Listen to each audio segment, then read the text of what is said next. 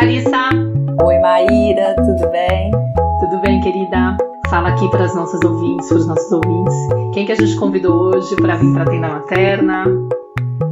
Então, Má, hoje tem uma pessoa muito especial que está num lugar muito quentinho no meu coração, que é a querida Paula Costa. A Paula participou da turma 10 do Zum Zum e a gente foi se aproximando durante um tempo. Ela me apoiou também na comunidade da Bifamily e é uma grande apoiadora da Tenda Materna e a gente está muito, muito feliz em recebê-la aqui.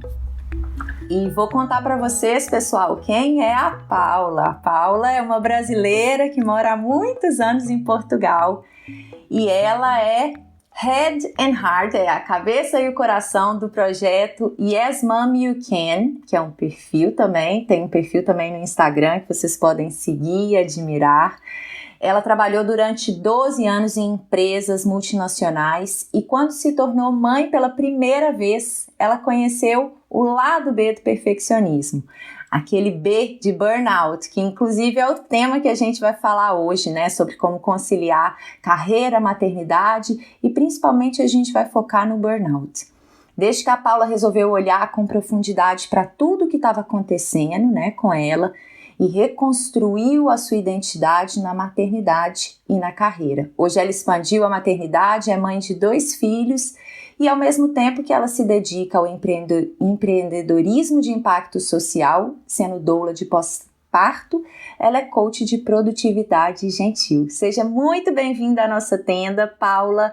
Conta pra gente um pouquinho da sua história e como que foi esse burnout, principalmente, né, esse momento aí de muito estresse que você viveu na sua vida.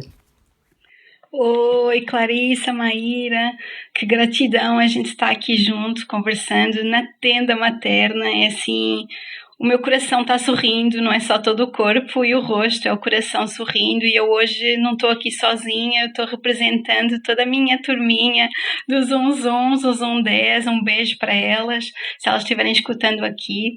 E eu estou em Portugal, né? Então eu vou começar já assim pedindo uma empatia aqui para o sotaque. Se tiver alguma coisa que vocês não entenderem, me fala, por favor. Vou tentar falar um pouco mais pausado, né? Porque a gente às vezes ri assim um pouco dessa questão do sotaque. Então, vocês já falaram um pouquinho, né, do que aconteceu comigo. Eu hoje sou mãe de 2 seres humanos incríveis. O Léo está com 7 anos, aí passando o setênio, né, que a gente fala que é tão importante. A Lia está com 4. E eu nesse momento ainda eu estou casada e namoro com o pai deles. Eu acho que é importante também a gente trazer isso, que tem tudo a ver, não é, com maternidade e carreira. E eu também queria dizer que nesse momento eu sou muito apaixonada pela utilidade das emoções, né? Foi algo que não foi sempre assim e hoje é essa utilidade das emoções. E eu sou sem dúvida nenhuma, desde que fiz o Zum Zum e que eu tive essa questão do burnout, uma embaixadora daquilo que eu chamo de slow living, né? Que é o viver devagarinho, o viver no momento. Isso para mim hoje em dia é uma intenção sempre que eu acordo. Maíra, você quer que eu me fazer alguma pergunta ou eu posso começar contando aqui?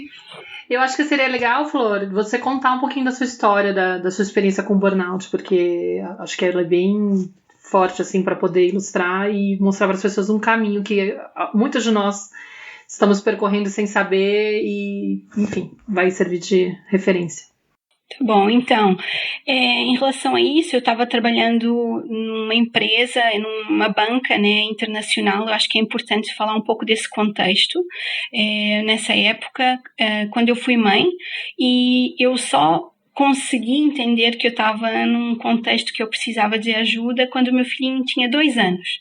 Acho que isso também é algo que se fala pouco, né, que a gente fala muito do pós-parto com aqueles 40 dias, aí vai um pouco até o tempo do tempo de licença, né, que a gente tem da carreira, e aí a gente esquece um pouco que a mulher ainda está em pós-parto, que hoje os estudos já trazem, né, que biologicamente, emocionalmente vai até uns 2 anos, 3 anos, dependendo daquilo que é a nossa história, que é a nossa biologia.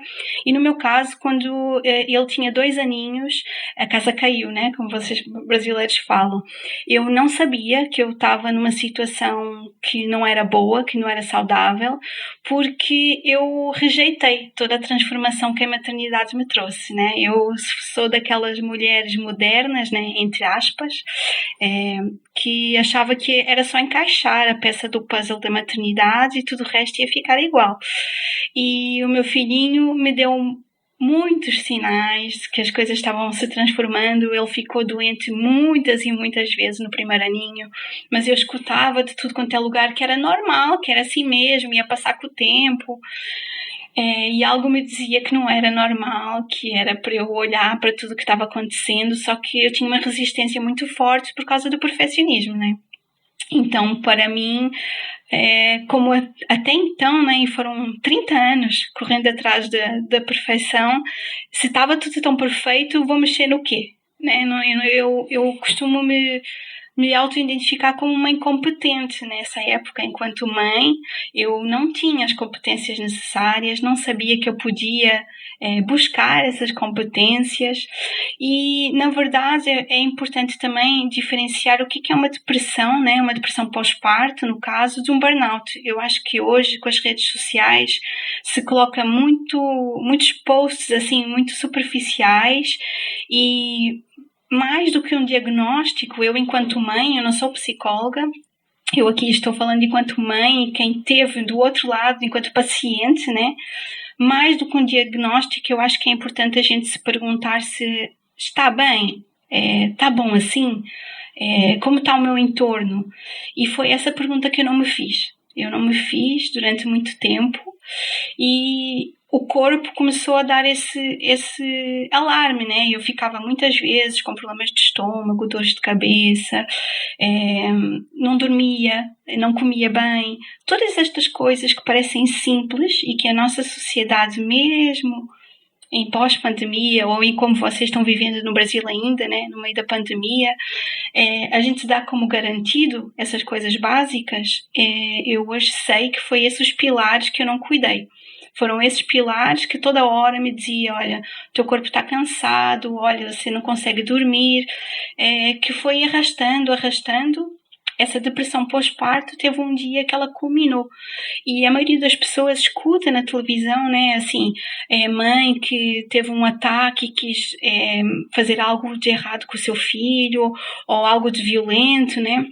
No meu caso, eu implodi. Eu não explodi, eu implodi. Teve um dia que eu não consegui levantar da cama e no meu perfeccionismo e toda a minha mentalidade de fazer tudo sozinha, eu pedi para o meu marido na época para levar meu filho para a escola e eu fui sozinha buscar ajuda. Eu fui sozinha, eu pedi ajuda para um médico que eu achava que eu precisava só de dormir.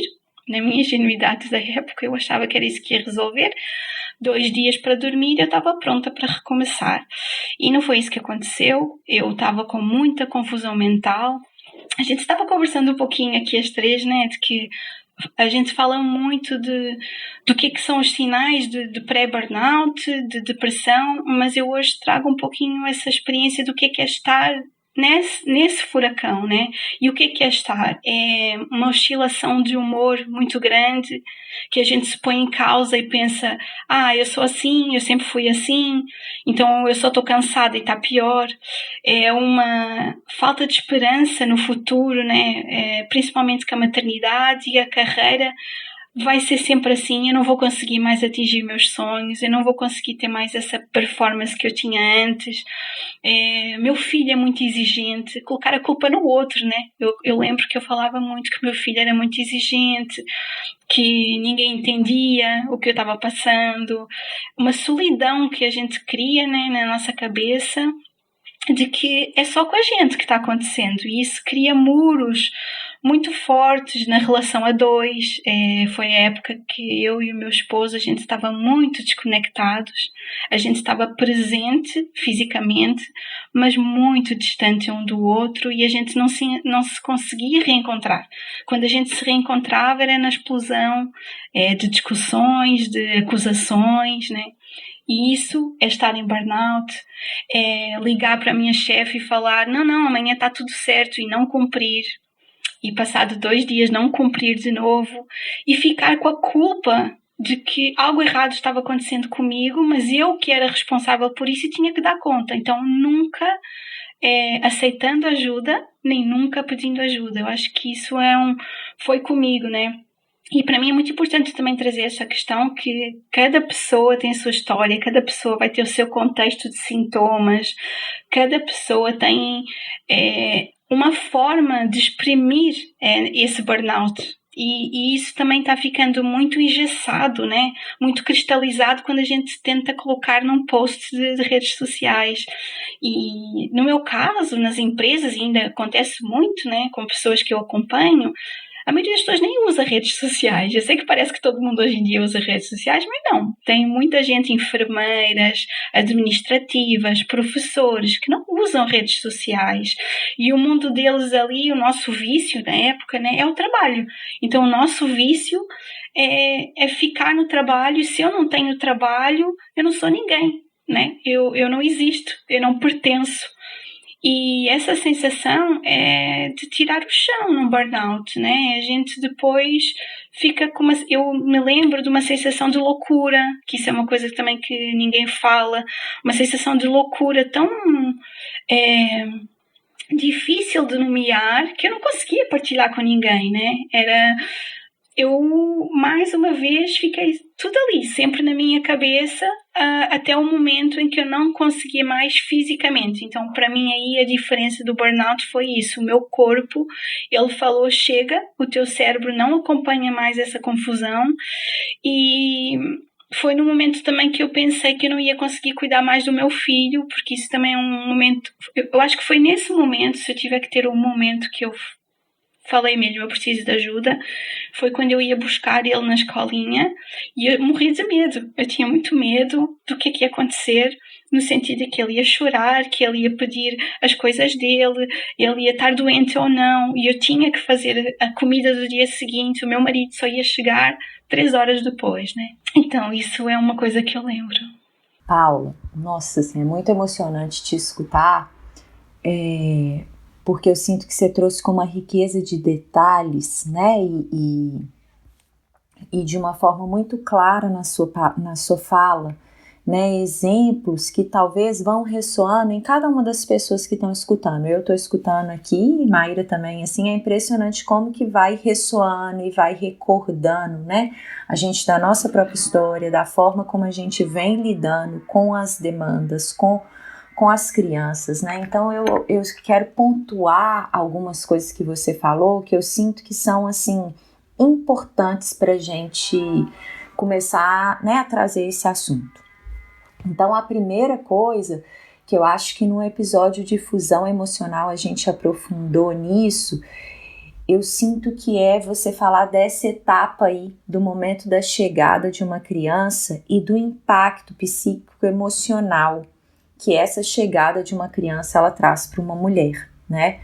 Então, eu que me via a vida inteira atuando desde um personagem e que encontrei um reconhecimento e que encontrei uma forma de não entrar em contato com as minhas dores reprimidas lá da infância, com as minhas sombras, nesse escape, nessa relação com o trabalho, né, com um fazer compulsivo, com um gasto de energia muito mental, de repente eu me vejo com a chegada do filho fragmentada.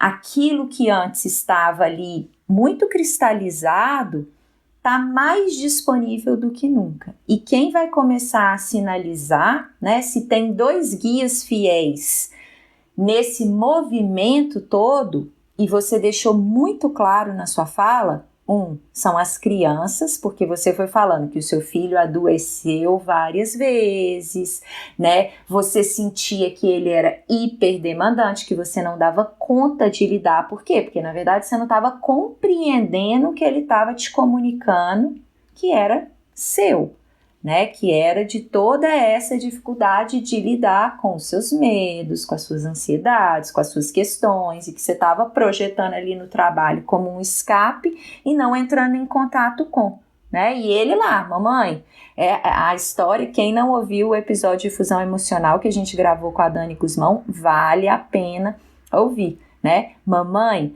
a água tá quente, eu tô sentindo porque eu tô dentro do tanque, você tá saindo, você tá fora, mas eu tô te mostrando. Mas como você tá fora, você é incapaz de perceber.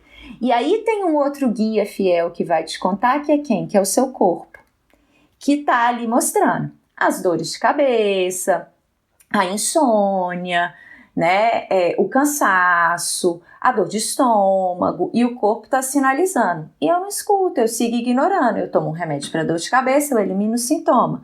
Eu tomo um remédio para dor de estômago, elimino o sintoma. Eu tomo outro remédio para dormir melhor, eu elimino o sintoma. No dia seguinte eu encho a cara de café, eu tô com energia para eliminar o cansaço. Então a gente vai simplesmente tamponando os sintomas e separando, né? É a criança, então eu vou deixar ele mais tempo na escola, então eu vou buscar um terapeuta para trabalhar com ele, então eu vou ver o que está acontecendo, porque essa criança é hiperdemandante, vou colocando rótulos e criando artifícios para não me responsabilizar de fato pelo que está acontecendo e seguir num ritmo totalmente anti-humano, né, que eu acho que é um tema que a gente pode entrar agora assim num ritmo que está totalmente afastado da nossa natureza. Por quê? Porque o convite da maternidade, né, é realmente um novo nascimento.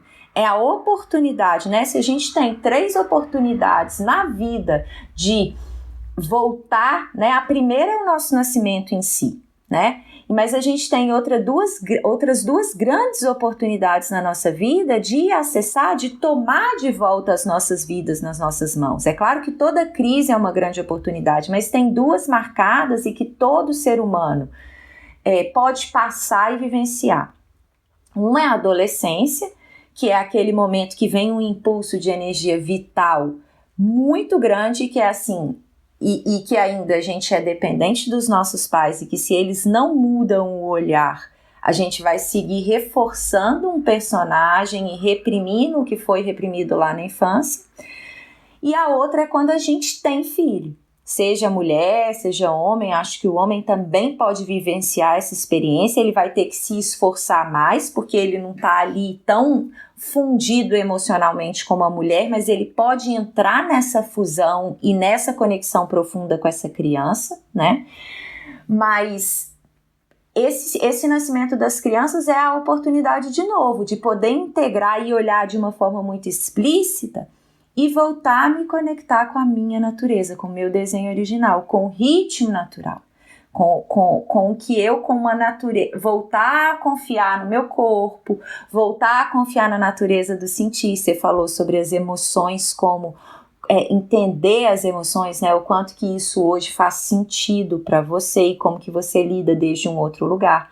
Então eu queria que a gente falasse um pouquinho agora, né? Não sei se a Maíra quer trazer algo antes, mas assim... Desse movimento que, a partir desse cenário que foi desenhado aí, nesse encontro com o seu filho, e desse momento que você se deu conta, como que você foi trilhando um caminho para resgatar essa conexão e integrar tudo isso que estava fragmentado aí a partir dessa crise, desse burnout aí que você viveu. Eu queria assim, fazer uma observação antes, porque para mim mexe muito também a tua história, me vejo muito na forma como você descreve, assim, me reconheço muito, né, no seu perfil de forma de encarar as coisas e tal. E é interessante, Clarissa, porque você tá falando isso, assim, do quanto que tem esse convite, né, que a maternidade faz pra gente poder olhar para essas sombras e reconhecer, mas mesmo quem até percebe o convite pode se perder um pouco nesse caminho. Eu me reconheço por aí, assim, por quê? Porque até o fato de eu ter reconhecido, nossa, eu estava grávida e comecei a entrar em contato com conteúdos sobre maternidade consciente e todas essas coisas, aquilo se transformou numa meta pra mim. Do tipo, eu preciso dar um jeito de dar conta disso. Eu preciso dominar esse universo pra poder ser a melhor mãe do mundo pra minha filha. E aí, qual que é o lance, né? Hoje eu faço uma leitura, acho que um pouco mais madura em relação a tudo que me aconteceu, mais consciente, tenho mais clareza do que me aconteceu, da trajetória que eu percorri na maternidade, por que eu agi de tal forma. E eu vejo que eu cresci num ambiente, assim, eu sou muito perfeccionista, e o fato de eu ter me sentido muito inadequada lá atrás, com várias coisas que eu queria conquistar de certa forma, eu não sei, eu sempre tive uma veia do tipo, eu preciso me preparar muito para os desafios da vida. E aquilo se transformava num estresse, numa cobrança, né? Então, eu acho que tem um perfil aí dessas mães que muitas vezes entram na maternidade e para além da questão do sei lá, do querer dar conta de tudo, colocam dentro essa ideia do eu preciso ser uma mãe muito boa, né? Uma mãe que é mais do que a mãe suficiente, é a mãe ideal, né? A gente se coloca como meta ser a mãe ideal e não aceita menos. E também tem várias questões que eu percebi que reverberavam nisso, nesse movimento, tipo, de ficar. Eu vi que eu entrei num lugar de fazer muitos cursos, ler muitas coisas, não parar de estudar. E, em paralelo, a questão profissional, que também virou uma demanda, e o meu perfil, que era mais workaholic, fazia com que eu tivesse, assim, o tempo todo com uma pressão de eu não posso parar. Né? Eu não posso parar porque eu preciso estudar para ser uma boa mãe, e estudar para poder trabalhar, para ser uma boa profissional, para poder trazer tudo isso que eu tô aprendendo pro mundo lá fora. Com redes sociais, então, imagina um combo, né? Perfeito. Do tipo, porque não tem fim o trabalho da rede social. E aí, para além disso, eu percebo que tem a questão do... Quando a gente tem essa ferida do abandono, por exemplo, muito latente, a gente fica com essa sensação de que eu não posso deixar meu filho sozinho em nenhum momento. Então, eu vejo que tem um perfil muito assim, muitas mães falam, como eu estou estudando sobre isso e eu quero fazer uma maternidade consciente, eu vou me dar 1 ou 2 anos de licença de trabalho, vou juntar dinheiro, né, tipo aquela coisa, vou fazer um caixa para poder ficar só com a criança, para poder fazer o que é melhor para a criança. E aí, no meio desse caminho, desse 1 ano, 2 anos, que eu também fiquei até uns 2, quando eu cheguei no 2, eu tava querendo estudar para 3, mas também tinha aquela angústia. Cara, eu me reconheço profissionalmente, isso me faz bem, eu preciso estar me sentindo produtiva profissionalmente, né, não na área materna, eu preciso estar me realizando profissionalmente. E ficava aquela briga interna. Ao mesmo tempo, eu sentia que não era adequado, como mãe, abrir mão de estar com a minha filha, entendeu? Então, era aquela coisa a culpa, a pressão de tipo, preciso estar lá para ela e acreditando que eu sou a melhor pessoa para estar com a minha filha. Se eu sair de perto por causa do meu vazio emocional, eu projetava que ela estaria se sentindo abandonada. Então, olha que coisa feia, que coisa inadequada, não posso fazer isso com ela. Como eu não tenho resiliência, eu acredito que ela não vai ser capaz de enfrentar, por exemplo, o mundo sem a mamãe do lado, né? Eu fico lá naquela coisa da superproteção. E aí eu não me permito estar comigo, me priorizar, ter outros papéis na minha vida. E isso faz com que eu esteja o tempo todo me cobrando. Eu tenho que dar conta do trabalho, eu tenho que dar conta de ser uma mãe presente, eu tenho que dar conta de arrumar a casa, eu tenho que dar conta, inclusive, de pensar na relação do casal que, tipo, ficou lá de escanteio, coitado. Era a última coisa que foi a coisa que eu abri mão no momento. Tipo, não, isso aí não dá, entendeu? Mas eu percebo essa angústia, assim, da pessoa querer dar conta de tudo e por ter esse padrão também de não se sentir merecedora de cuidado, porque lá atrás transferiu muitas vezes, inverteu esse papel, não sabe o que é pedir essa ajuda e muito menos receber quando alguém oferta. Entendeu? Então, tipo, não delega nada, porque acredita que se não tá no meu controle, ninguém vai fazer tão bem quanto eu. Tem um lado que é esse. E o outro não é adequado precisar do outro. Quem sou eu, né? Eu aprendi a ser responsável muito cedo e eu me sinto mal quando eu preciso acionar alguém. Eu não consigo nem imaginar o que é isso. Eu me sinto totalmente, tipo, defeituosa. Então, eu não sei o que é isso. E aí eu imagino o desafio, né? Porque você falou, tipo, eu não conseguia nem pedir ajuda. Eu fui sozinha. Total, né, Maíra? E você e a Clarissa trouxeram aqui tantas coisas que eu primeiro queria relembrar uma coisa importante para mim, foi que eu sinto que a maternidade me trouxe um presente que eu não queria, que é o encontro com o meu passado, né? Então, a minha infância estava assim, bem numa gavetinha, bem fechada, daquelas assim, porque era uma defesa que eu tinha e estava tudo bem no meu consciente. E a maternidade traz assim esse rasgão na alma, né? Que é, não, peraí, vem aqui que você precisa ver aqui umas coisas. Porque a gente se repete. Eu estava lembrando, para quem não ouviu o episódio da pausa com a Fê e com a Ana, super também a ver com o burnout, é a questão do parar, né? Que é produtivo. Não é gostosinho parar para pessoas com um perfil como o nosso. É muito desconfortável. Não é gostosinho cuidar da gente. Porque a minha terapeuta, ela me fala isso: Paula, você não sabe cuidar de você própria. Como você vai cuidar dos seus filhos? E é verdade, e continua sendo verdade, vários anos depois do burnout. E está tudo certo. Eu aprendi foi a conviver com isso, com essas questões. E aí o perfeccionismo, eu deixei de ver o perfeccionismo como algo errado também. Porque é como você falou, numa época que eu entendi que esse perfeccionismo me levou para o burnout, eu peguei a culpa, juntei os dois e pronto. Então a culpa disso ter acontecido é do meu perfeccionismo. E hoje em dia não, eu trago o perfeccionismo como algo que é meu, em que eles me servem, algumas coisas me serviam muito, e noutras eu não preciso mais, obrigada, fica aí no cantinho, você não entra em jogo.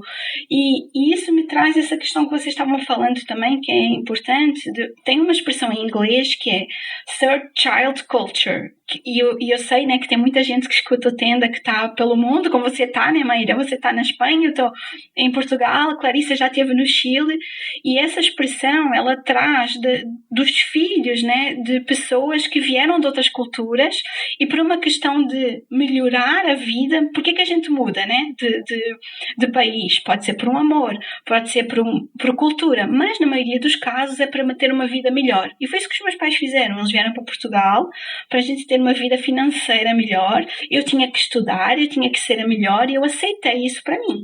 Então, se eu estava no topo daquilo que eles projetaram, e eu estava vivendo tudo aquilo que os meus primos, as minhas tias, todas as minhas referências de mães não estavam vivendo, eu não pertencia a lugar nenhum. Então tem essa questão do third child culture, que é o pertencimento. A gente pertence em quê? A minha mãe está passando aqui um tempo com a gente e ela fala: filha, você sabe fazer coxinha? Eu estou aprendendo a fazer posts no Instagram. Então imagina, eu para ser reconhecida no meu seio familiar, eu tenho que fazer uma boa coxinha, eu tenho que fazer um belo brigadeiro. E isso não era reconhecido no lugar onde eu estava. E isso é importante a gente trazer na comparação do que é a nossa maternidade e a nossa carreira com a nossa história, não no lugar onde a gente se colocou. E eu me senti muito desalinhada do lugar do banco. Ninguém da minha família fala inglês. Já era uma grande conquista e eu hoje vejo isso de um lugar de gratidão. Muita gratidão. Eu evoluí na minha história, mas era muito desconfortável para mim cuidar dos meus filhos. Mas eu queria muito ficar em casa e cuidar dos meus filhos, que é o que eu faço hoje. Eu trabalho muito menos e eu consegui encontrar essa identidade do que é carreira, do que é maternidade. Eu me emociono muito falando disso, porque é minha e ninguém mais tem que entender isso. As minhas amigas, o meu esposo, a minha sogra, né, que é daqui, eu entendo isso, e quando eu entendo isso eu fico em paz, e o meu corpo me mostra que, olha, está tranquilo, está sereno, é por aqui. Os meus filhos me mostram isso. Quando eles estão serenos, eles falam: a mãe está serena, a mãe foi namorar com o pai. Eu conversei disso com a Maíra. No fim de semana, a gente saiu só os dois para ir namorar, e as pessoas que me falam: ai, não dá, para mim não dá, eu não posso porque eu tenho que trabalhar, ou eu não posso porque eu tenho as crianças, eu trago sempre esta questão que está tudo, é uma fusão. Está muito na moda falar de maternidade e carreira como um equilíbrio. Eu gosto de trocar essa palavra por fusão, conciliação, porque o equilíbrio, ele quase que pressupõe dois opostos, né? Quando a gente pensa na balança, a balança tem um lado e tem o outro, e não se juntam. Não é verdade, nós somos uma pessoa e tem coisas da maternidade que vai ser muito bom para a nossa carreira, e tem coisas da nossa carreira, como você falou, Maíra, que é a nossa identidade, que vai mostrar para os nossos filhos quem é a mãe deles, né? Quando a gente está trabalhando e que a gente diz: agora não dá, eu estou trabalhando com um sorriso na cara, e não falar: não, eu tenho que ir trabalhar porque não, você não tem nada que você vai ter, né? O discurso materno aqui entra muito nisso. Então, o convite que eu trago hoje no meu trabalho e para mim própria é esse, é da gente fazer esta fusão e encontrar essa fusão na carreira e na maternidade, junto. Não é um ou, não é um espaço de agenda separado. Por vezes ele vai estar no mesmo. Então eu trago essa questão desse contacto com a natureza, que a gente já conversou também, que tem tudo a ver com o parar e com a fusão. É uma fusão, não tem como. A gente pode estar trabalhando na natureza, a gente pode e deve fazer isso, porque o nosso corpo, a gente falava disso, é humano. O corpo humano não tem a ver com o que o tecnológico está fazendo com o nosso ritmo, né? Eu tinha hora para ir no banheiro na minha profissão. Eu tenho mães que estão trabalhando neste momento nos hospitais e elas me dizem: Paula, eu não posso parar. O eu não posso parar, eu não consigo parar, é algo que a gente tem que começar a se relembrar umas para as outras, uns para os outros seres humanos, né? A gente se relembrar, porque isso é liberdade. E eu sinto que a gente não está vivendo esse valor que é humano, que é da liberdade. E isso é um pormenor da cultura portuguesa que eu gosto de trazer também, né, que é diferente do Brasil. A história de Portugal é muito recente na ditadura. Então as mulheres aqui têm um papel bem diferente do Brasil. E tudo isso tem a ver com a nossa maternidade, com o pós-parto, com a carreira. Não dá para separar, né? Pelo menos na minha visão, a gente não devia separar para ficar mais leve. Eu acho que você trouxe uma coisa importante, Paula, né? Dentro desse conceito de fusão e de conciliação que você trouxe, que é, e na sua fala, que é aceitar o que está acontecendo, o que está surgindo, assim, né? Até quando você estava falando do perfeccionismo, de aceitar isso, assim, né?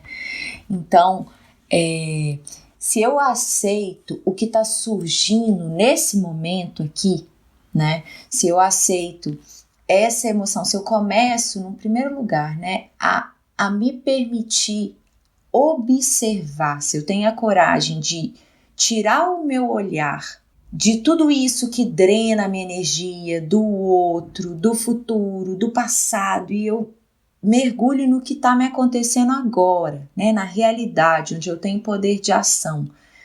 E eu começo a perceber, peraí, mas o que está surgindo agora? Né? O que está vindo nesse momento aqui? Eu estou entrando nesse... Isso para mim é autoconhecimento, assim, a base desse processo. Né? É eu começar a perceber o que surge a cada instante, o que está organizado aqui e como que eu lido com o que está organizado, que me tira, né? Que foi uma fantasia. Você falou do perfeccionismo, né? Eu trabalho isso muito assim, como um personagem que a gente vai entrando, a partir de rótulos, a partir da forma como me foi nomeada a realidade lá na infância, né, o tanto que conseguiram ver, perceber, como você contou na sua história, né? Para você, o que era valor para essa família? O que a sua criança foi interpretando como valor, como visão de mundo? É que eu tenho que ser bem-sucedida, é que os meus pais estão passando por situações desafiadoras, então eu não posso dar trabalho, eu não posso trazer as minhas questões, muitas vezes não tem espaço, porque isso desorganiza mais eles. Eu tenho que ser responsável, eu tenho que ser perfeita, eu tenho que me virar por mim mesma. E isso vem vindo, né, com uma mochila que eu vou carregando, é como se fosse uma fantasia que eu aprendo a vestir, porque quando eu não dou trabalho, quando eu sou responsável, quando eu sou estudiosa, quando eu cuido do meu irmão, quando eu não faço uma birra, não grito, não expresso a minha raiva, não expresso o que eu estou sentindo, né, quando eu sou boazinha, eu sou vista, sou aceita. Mas aí, né, é importante nomear aqui também que esse processo de reconhecimento desse personagem, ou das fantasias, ou dos rótulos que a gente foi se apropriando ao longo da nossa vida, é um processo que é muito desafiador da gente reconhecer sozinha, né? Você falou da sua terapeuta, a Maíra falou do processo dela, e eu sei que o processo da Maíra e o meu também, ele vai se organizando à base de muita terapia, à base não só de um estudo, como a Maíra falou, e de um conhecimento racional e intelectual, mas eu preciso de ter alguém que vai me auxiliar a separar, né, a falar assim, olha, isso daí é uma fantasia que você vestiu, e assim como você falou do perfeccionismo, você pode pendurar ela de vez em quando, mas às vezes ela vai te servir para te proteger, porque foi assim que você aprendeu a se proteger a vida inteira. Mas essa fantasia não é quem você é, não é a sua natureza, mas você pode pendurar ela de vez em quando. E nesse processo de pendurar ela, eu vou acessar o que eu tenho de mais natural, e é o que você falou. E para eu acessar o que eu tenho de mais natural, eu preciso de pausar. Eu preciso de observar, eu preciso de me conectar com a natureza, com os ritmos naturais, eu preciso de uma série de elementos que vão me apoiar a acessar o que eu tenho de mais autêntico, o que eu tenho de mais essencial. E muitas vezes, né, esse processo ele não vai acontecer de forma solitária. E na maternidade, a forma como a nossa sociedade hoje está organizada, de uma forma extremamente individualista, competitiva, que são valores que não fazem parte da nossa natureza humana, que fazem parte de todo esse caminho que foi desvirtuando a gente da nossa natureza, né? Consumismo, capitalismo, enfim. Mas é nesse movimento aí de voltar para o que a gente tem de mais essencial, né? De voltar para esse lugar aí que é nosso e que a gente foi se afastando. Mas às vezes eu vou entrar no jogo, eu vou vestir o meu personagem, eu vou precisar ainda de usar esses recursos, porque eu não estou totalmente fora, né? Disso tudo, eu faço parte. Então é um movimento que eu preciso de ter ao meu lado pessoas que também estão nessa busca, pessoas que também sabem identificar esses rótulos ou estão dispostas, né, a buscarem, a pendurar de vez em quando e se mostrar dentro de um lugar mais vulnerável, mais humano, reconhecendo que às vezes eu sinto tristeza, raiva, medo e que é ok sentir isso. E não que eu não tenho que dar conta, eu tenho que estar sempre perfeita, eu tenho que estar sempre dando conta de tudo. Então é questionar mesmo, né, essas crenças, esses valores, isso tudo que eu fui me apropriando num momento que eu ainda não tinha uma capacidade de interpretar. Eu só abraçava, eu abria mão do que era meu e abraçava. Como você contou na sua história, como você foi abraçando. Então esse questionamento, esse voltar para casa é muito bonito que você trouxe, né? Porque eu vou de volta às minhas raízes. Eu vou de volta para o que eu tenho, para o que ficou escondido aqui, porque isso não desapareceu, isso está aqui. Mas com o auxílio de uma testemunha auxiliadora, de um terapeuta, de uma pessoa que tem um conhecimento profundo sobre a natureza do ser humano, eu posso trilhar esse caminho, que me olhe com bons olhos, que confie em mim. Eu posso trilhar esse caminho de volta para casa. E é muito bonito quando a gente se permite. Hoje você é uma pessoa que, além de ter trilhado esse caminho, está num movimento de acompanhar outras mulheres que estão passando por processos também de burnout, que estão vivendo aí situações parecidas com a sua, né? Você usou a sua dor para transformar e como um grande, pegou aquele limão e fez uma grande limonada.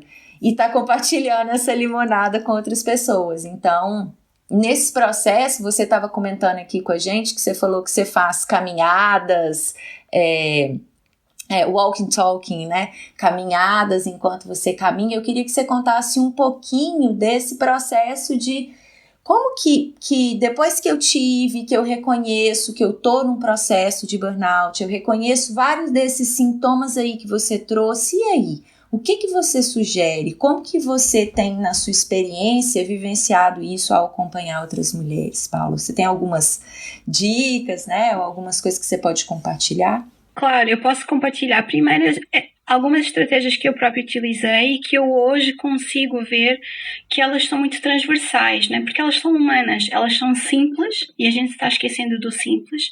E uma coisa que eu também queria pontuar, pegando um pouco nisso, é a questão da medicação.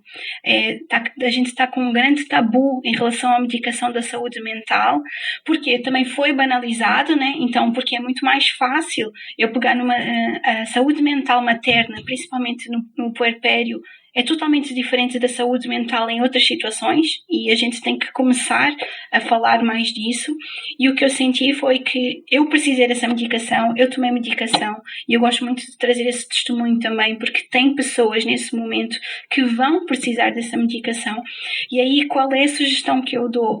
Procurem primeiro um psicólogo, porque um psicólogo ele vai conseguir distinguir se a pessoa tem essa clareza para fazer esse caminho dessa narrativa de ressignificar, ou se ela precisa de uma ajuda bioquímica para continuar fazendo esse caminho. Então, começar então por essa questão do psicólogo, e eles têm redes, né, de psiquiatras que vão poder dar esse apoio. E aí também eu trago a minha experiência pessoal, não ficar por aí, né? É uma ajuda, uma bengala para a gente começar o caminho. Eu tomei durante 6 meses e depois fui procurar outras opções para o meu próprio corpo regenerar. Hoje já não é mais crença, é ciência de que o corpo consegue regenerar se a gente estiver fazendo esse trabalho. Então eu trago muito isso também nos acompanhamentos que eu faço. Primeiro que tudo, não é uma coisa que a gente vai no médico, num psicólogo, num psiquiatra que eles dizem você está com burnout. Isso não acontece assim. Isso é uma grande ilusão que a gente tem, que o outro vai dizer aquilo que a gente tem. A primeira coisa é a gente tem que assumir, é o que você falou, o aceitar. Eu preciso de ajuda, assim não está bom. Independentemente do nome, voltando um pouco como a gente começou. E daí, o que eu tenho feito muito com essas mães é, ok, as mulheres com que eu trabalho não têm tempo. Ninguém tem tempo. Todos temos 24 horas, mas as mulheres não têm tempo. 25 minutos de caminhada parece uma coisa louca. 25 minutos de caminhada pode fazer uma grande alteração na vida de qualquer pessoa. E se a gente fizer essa caminhada com uma pessoa que tenha uma escuta ativa, que ela esteja bem naquilo que ela está fazendo da sua vida, ela vai conseguir chegar até o outro. Só que a nossa comunidade, a nossa sociedade está muito doente, está muito carente. Então o que é que a gente acontece? A gente encontra outra pessoa que precisa mais do que a gente. E aí 2 pessoas caminham na reclamação. A reclamação ela não traz evolução. Uma coisa é um desabafo, outra coisa é a reclamação. Um desabafo é algo que a gente está vulnerável, a gente escuta e fica mais leve e segue. Uma reclamação é como se fosse um loop. A gente fica ali reclamando e reclama para outra pessoa, reclama para o marido, reclama para o chefe, e o corpo vai lembrando das sensações toda hora que a gente reclama. Isso é um grande vício também de quem tem situações de burnout, é o vício da reclamação, e eu trago muito essa consciência com as mulheres que eu converso, olha, o que é que tu sentes quando tu repetes isso, né? O que é que nós poderíamos fazer para sair um pouco daí? E foi aí que entrou o coaching também, né? O coaching materno, que eu acho que traz muito essa noção de ligação do que é o passado, o que é que nos trouxe até aqui, que a psicoterapia faz de uma forma tão sublime, e o que é o nosso futuro, para onde é que eu quero ir, né? Se a sociedade está pedindo produção, está pedindo objetivos, eu acho que o coaching me ajudou muito nisso, e principalmente o coaching materno, que tem outro ritmo, tem outra linguagem do que o coaching executivo, que é vamos, tem que fazer, não pode falhar. O coaching materno tem outro espaço, é um acolhimento, uma linguagem que permite às mães e permite à própria pessoa encontrar o que é a sua metodologia na carreira e na maternidade, né? Então, pegando um pouco, se a gente encontrar uma amiga, uma irmã, uma cunhada que está numa situação que a gente vê que pode ser um pré-burnout, a solução que eu trago, e a palavra aqui é solução no sentido de que a gente precisa fazer alguma coisa para ajudar, é a escuta, primeiro que tudo. E essa escuta de qualidade. E a gente não se afastar porque fica difícil. Vai ficar muito difícil lidar com estas pessoas, mas aí não tem outra palavra para entrar, que é o amor. E é o amor pelo próximo, porque a gente está se afastando do amor. A gente está entrando tudo o que tem a ver com o capitalismo, com o dinheiro, e me dói muito o coração, né? Quando a gente se afasta porque não tem competência para, mas não existe a possibilidade do dinheiro para entrar um psicoterapeuta ou para entrar um programa mais imersivo. É amor, e o amor todo mundo tem. É a escuta, é o relembrar, olha, vamos tomar um café, mas você tem que sair desse lugar, se veste, põe um batom. Estas coisas são simples e elas mudam a fisiologia da pessoa que está no burnout. E eu tive que fazer isso tudo sozinha. Foi muito duro para mim, porque eu lembro de relembrar, bora Paula, vamos. Você tem que levantar hoje. E o corpo não deixava levantar. E nisso é muito importante a gente se reintegrar no grupo. E o Zum Zum foi tão essencial para mim. O canto maternar foi tão essencial para mim. pelo grupo. Quando a gente não está capaz de fazer sozinha, a gente tem que se integrar num grupo que vai cuidar da gente. E às vezes o cuidar é só o outro estar contando o que está acontecendo com ele. Quando a gente escuta o outro contando o que é que está acontecendo, a gente se refaz. E quando a gente se refaz, a gente pensa, espera aí, eu tenho essa capacidade em mim. E pequenos passos. Muita gente pensa, tá bom, então agora vou mudar de carreira, vou me despedir. Isso é uma violência gigante, esses passos. Ou mesmo um divórcio. Não, eu agora vou divorciar. Tem uma pessoa muito sábia que fala, só se divorcia quando estiver em paz. Porque senão o negócio vai ficar com você. Então é muito importante isso, né? E dos nossos filhos nós não temos essa opção. A gente não pode se divorciar e a gente não pode se despedir. Então o que é que a gente faz? A gente tem que encontrar essa nova identidade. A gente tem que se capacitar por eles e por nós. Então é isso que eu trago muito. Não tenho receio de estudar para ser pai e mãe. Porque a gente passa 5 anos numa faculdade, aí vem uma pessoa, um mentor para uma profissão. Maternidade, para mim, é profissão. Se a gente começar a utilizar essa analogia do que a gente faz na nossa carreira com a maternidade, a gente vai encontrar um espaço que é muito mais sereno, é muito mais acompanhado. O perfeccionismo, ele se dilui para algumas pessoas, né? E quando a gente fala de codependência emocional, né, que a gente também fala muito aqui no nosso grupinho, tem aquelas mulheres que conseguem tudo e tem aquelas que não conseguem nada. Então esse nome do meu projeto traz muito isso, que é onde que a gente se encontra, aquelas que conseguem tudo e aquelas que não conseguem nada, e que os nossos filhos estão juntos na escola.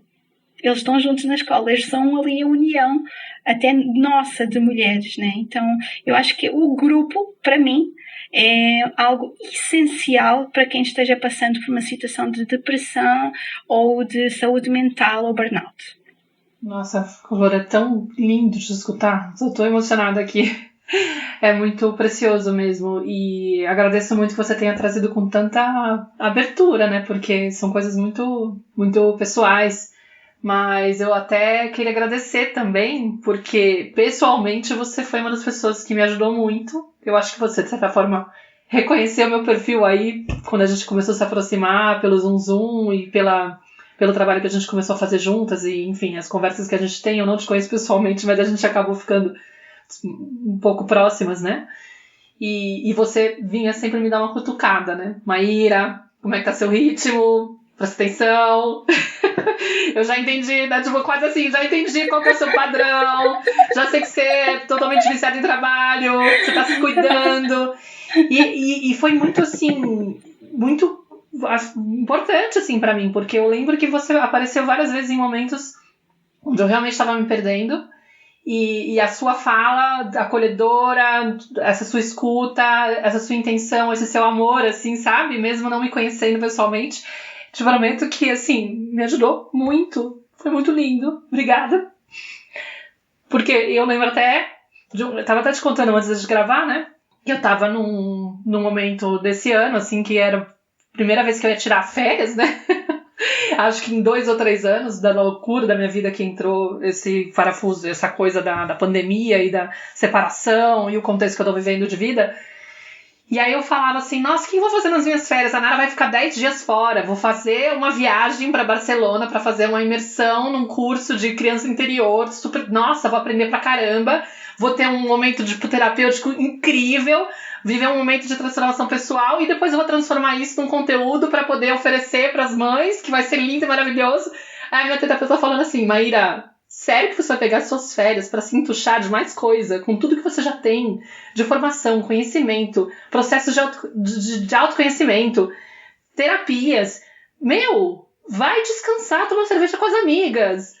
E aí você também surgiu, tipo, praticamente na mesma hora, falando assim, Maíra, por que ao invés de você ir lá pra PQP, tudo bem que Barcelona tá 400 quilômetros, 500, sei lá, por que você não faz um mapeamento do seu entorno, tenta criar uma relação com a tua cidade, que você sempre tá falando, eu não curto estar aqui, isolada, 9.000 habitantes, descobre o que tem aí pra você explorar. E aí caiu a ficha, eu falei, gente, eu tô do lado de Madrid, né, que é a cidade que eu amo, que eu morro de saudade, minha melhor amiga tá morando lá. Eu vou pra casa dela, tipo, o que eu vou fazer? Eu vou tomar cerveja com as amigas, entendeu? Tomar jantar, pensar em outras coisas. essa pausa que eu não tava me dando, entendeu? Esse autocuidado que eu sentia que eu não merecia. Sabe, todas essas crenças que a gente tava falando hoje, né? Tipo, o meu lugar era ou maternar ou cuidar de coisas que, assim, urgentes que eu preciso fazer. Trabalho, produtivas e tal, nananã. E é um lugar, assim, muito fácil da gente cair. De achar que a gente não tem direito a se dar atenção, né? Então, assim, obrigada pelos tapas na cara. Não, eu falo isso com o coração. Tem quem fala que é paulada de amor, né? Tem uma coach que chama Paula também, ela fala que é paulada de amor. Ótimo, paulada de Paula, né? Perfeito. Não, obrigada pela chamada de atenção, pelos puxões de orelha, enfim, por esses momentos, assim, sabe? Porque, às vezes, quando o outro tá aberto, né, aquilo vem num momento especial, assim, tipo, obrigada, porque naquela hora caiu minha ficha e foi ótimo, além de eu ter economizado uma grana... que eu pensei, nossa, minha terapeuta e a Paula, né? Graças a Deus, as duas vieram a tempo de eu não gastar esse dinheiro e tal, mas eu ia estar lá me entuchando de coisa, me distraindo de novo de mim mesma, né? Das minhas questões, enfim, me colocando um monte de... acumulando mais coisas ainda pra fazer, pra realizar, pra performar, e não me dando respiro, a pausa, porque é isso, a gente não tá bem. A gente acha que a gente tá fazendo de tudo pra garantir ser a melhor mãe, por exemplo, né? Que é uma das pressões, mas a gente tá uma mãe estressada, frustrada, angustiada, deprimida, infeliz. E aí a referência que nossos filhos têm é o que eu tô ensinando, né, pra minha criança? Como que eu tô inspirando ela? Como que eu tô mostrando pra ela que a vida que tem que ser, dizendo pra ela, se abandona. O medo é tão grande de abandonar a criança, muitas vezes, que a gente se abandona pra poder garantir a nossa presença. Só que quando a gente vê, na verdade, não tá. Essa conta não fecha, não faz sentido. Então, assim, é um presente lindo quando a gente recupera, vai recuperando, ou pelo menos reconhece que tem que recuperar, né? Eu tenho que me sentir merecedora, sim, desse espaço, né? Eu tenho todo o direito do mundo. Sair de perto da criança não é ser uma mãe, pelo contrário.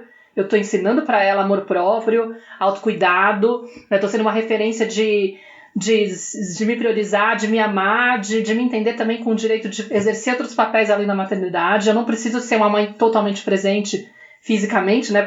O tempo todo lá. Tem como eu exercer esses outros papéis, né? E isso ser o exemplo. Enfim, só para dizer, assim, mais ou menos fechar, a gente tem que fechar e encaminhar para o final.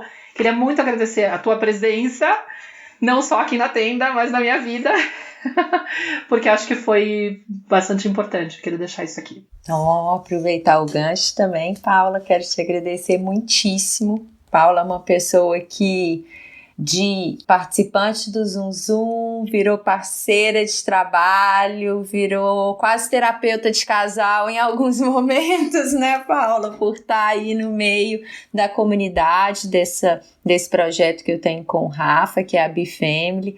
Então, é uma pessoa que tem uma capacidade muito grande de escuta, empática e ao mesmo tempo uma força amorosa para trazer alguns limites, para trazer com precisão, para perceber ali as sutilezas a partir dessa capacidade tão bonita de escuta.